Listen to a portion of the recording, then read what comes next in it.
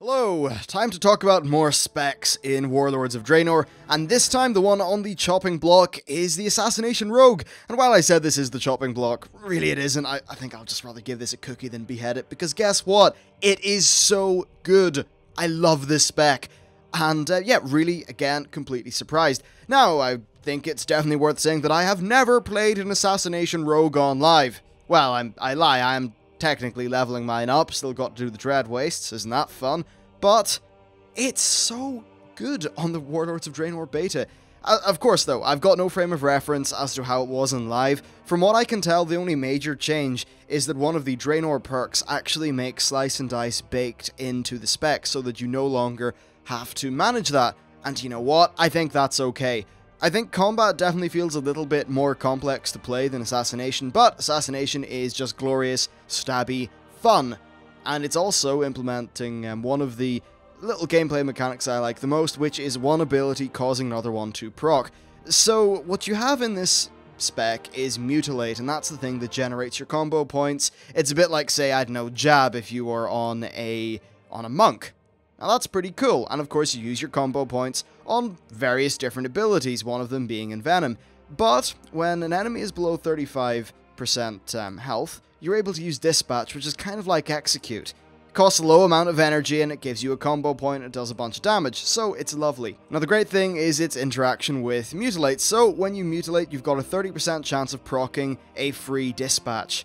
This is great. I love it when there's procs that are thrown into your rotation. One of my problems with the way that, say, the Beast Mastery Hunter plays is that it's just like, yeah, make sure you don't waste your focus and then just use everything on cooldown, yada yada yada, boring.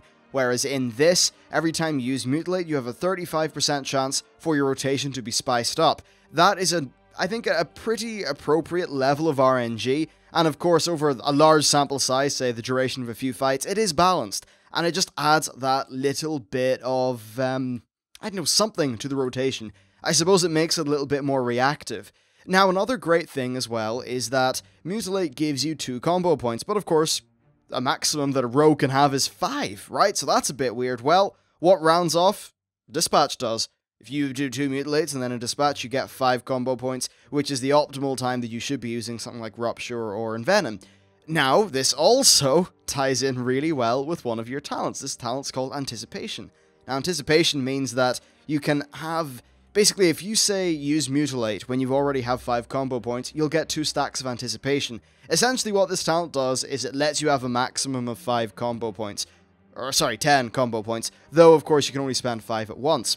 Now, all this stuff combined makes the combo point system feel really fun, and I just think that also the fact that Mutilate gives you 2 combo points is far more fun than Sinister Strike, which only gives you 1. So basically, I think this class has got a really fun resource mechanic. It does feel sort of cut and dry sometimes, but of course what spices that up is the fact that you can get that free Dispatch. So overall, I think this is just really reactive and fun, and you do have to monitor things. You've got to monitor how many stacks of Anticipation you have, and it just allows you to line things up well. So maybe if I am at 5 combo points, you know, I can just use Mutilate once or twice to just fill in some time while I wait for, say, Rupture or Death from Above to come off cooldown, or, you know, be at a sort of time when they should be used. It just gives you this nice bit of flexibility, which means you can make intelligent decisions throughout your rotation, and that's really, really good. So, very awesome spec. Now, Rupture is still here for this spec. As I said earlier, combat has had Rupture removed. However, Rupture is kind of key to getting some of your resources regenerated in the Assassination spec. So Rupture's there, and you just want to use Rupture on 5 combo points whenever you can, which is great. Now, other than that, what you would really just end up doing is mutilating a lot, then, of course, keeping up Rupture, using your Dispatch procs whenever you can, then just dumping everything into Envenom. That is a rather easy rotation, but I think that because of that more reactive element, it's pretty fun. Similar to how, say, a Ret Paladin is fun because you can maybe proc the free Templar's Verdicts and just various little things like that. Of course, also with a Paladin, you can proc a free Hammer of Light, or at least a Hammer of Light's usable, you know, on any amount of health. And that stuff's really great. I love my procs, as you can probably tell. So let's talk about the talents. First of all, I just want to say Anticipation, fantastic talent. I love how it plays into this spec, and To me, I think it's definitely the essential thing for raiding. I'm pretty sure it's optimal, and it's just so much fun. It's great. Now let's talk about the level 100 talents. So we've got Venom Rush. This increases your maximum energy by energy by 15, and it also increases your energy regeneration rate by 5% for every enemy that you have poisoned. Now, why is this good? Well, it really, in combination with a glyph, means that you can get 155 energy, which means that you can do 3 mutilates at once, which is pretty cool. Now, in combination with, I believe, another glyph, it means that you can start off stealthed, use a really cheap mutilate while you're stealthed, then do 3 more so that you actually have got a total of 8 combo points, meaning that you can do your Rupture, then do another Mutilate, and maybe a Dispatch, and instantly get a Envenom. It just leads to this really, really fun opener, and I think that's great as well. So Venom Rush is pretty cool. Of course, the energy regen thingy is, it depends on how many targets you're fighting, so if you're only fighting one target, it's not going to be too great, but you can probably use Fan of Knives to apply your poisons to other enemies, so that's pretty cool. But overall, Venom Rush, maybe not as interesting as Death from Above, simply because Death from Above is probably the most awesome thing that's ever been made. The next one is, of course, Shadow Reflection. This just summons a copy of yourself that will essentially just look at what you do for 8 seconds and then do it for the next 8 seconds, so it's just a bit more damage, 2-minute cooldown, 20-yard range, but it's the sort of thing you want to use on cooldown, and okay, you probably want to stack that up with trinket procs and things like that, because I think it mirrors your damage and stuff, but still, it's fine, and oh, apparently it doesn't mirror poison damage, so that's the thing with Shadow Reflection. And then we've got Death from Above. Now, I think Death from Above works really well with Assassination. I just feel like, my ability to play around with my combo points leads in really well with Death from Above. So the thing with Death from Above, which I'm sure you all know now, you basically just do a small AoE world thingy, and then you leap down and do Envenom, which is the equivalent of, say, Eviscerate for the Assassination Rogue. But of course, there's a lot of lining up to do, because you want to use it when it's at 5 energy, but you also, or 5 combo points, but you also need to ensure that you have 50 energy, so there can be a bit of a waiting game. And also there's a waiting game if you, say, need to reapply Rupture and then have that sort of reapplication time be roughly the same as when Death from Above comes off cooldown. So you can pull some of your combo points to get ready for that instance. And just overall, I feel like I've got so much control over my rotation, and even if you mess up your rotation, I think you've got enough flexibility that means that if you play right, you can get yourself back into a very good position. And I'm not going to say easily, but, in a manageable way. Look, just overall, I think that the way the resources work is just so cool. And I think it's way better in a way than combat.